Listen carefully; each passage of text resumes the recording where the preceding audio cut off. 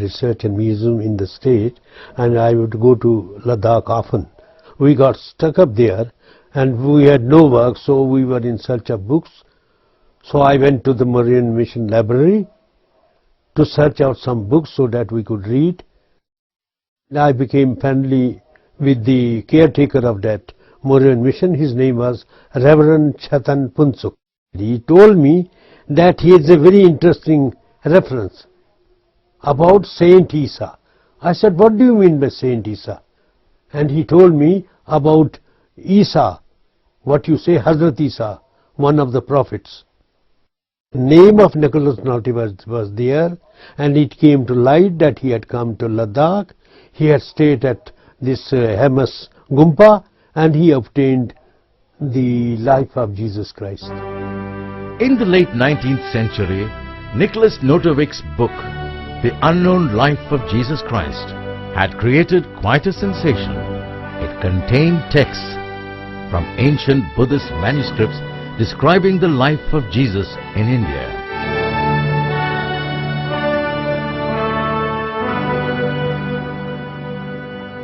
In 1887, Nicholas Notovich was traveling on horseback in the Ladakh region. During the journey, he happened to visit an ancient Buddhist monastery near Leh.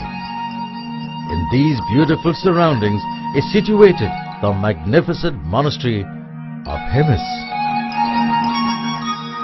These monasteries have stood tall since hundreds of years, braving the vagaries of time.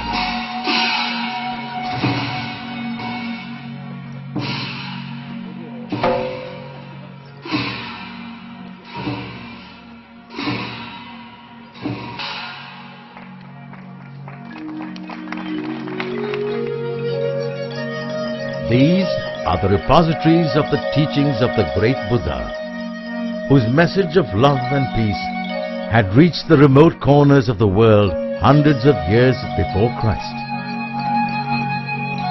Away from the glamour and pollution of modernity, these monasteries maintain their possessions and way of life intact. Generations keep changing, but the acquisitions remain unchanged and uncorrupted. Nicholas Notovich stayed in this monastery for some days. During his stay, he befriended a Lama. The Lama shared some astonishing things with him. He showed him ancient scrolls which mention the story of Jesus in India. There are hundreds and thousands of ancient manuscripts in these archives.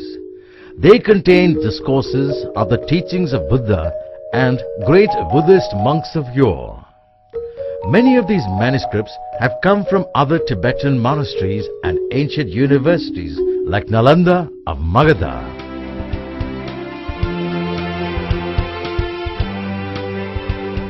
Ancient India had several great universities, learning centers and libraries like Nalanda, Vikramshila, Takshashila and Udantpuri. When the Mughals invaded India, they destroyed most of these universities.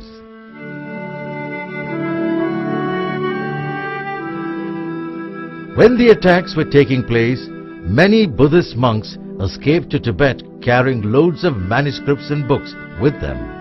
The Hemis manuscript which Notovich saw was perhaps one of such documents, which reached the Patola Palace in Lhasa. The original Pali version is still supposed to be there. What is in Hemis is a Tibetan translation of the original Pali text. These documents have been seen not only by Notovich but by many others.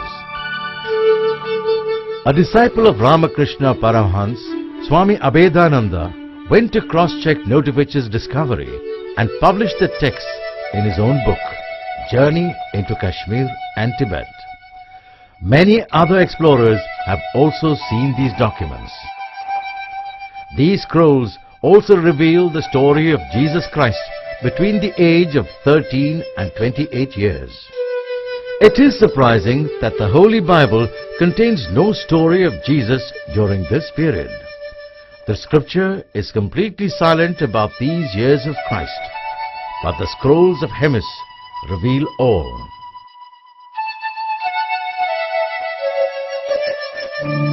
The advent of Jesus Christ took place in the city of Bethlehem, in the state of Palestine, which is now Israel.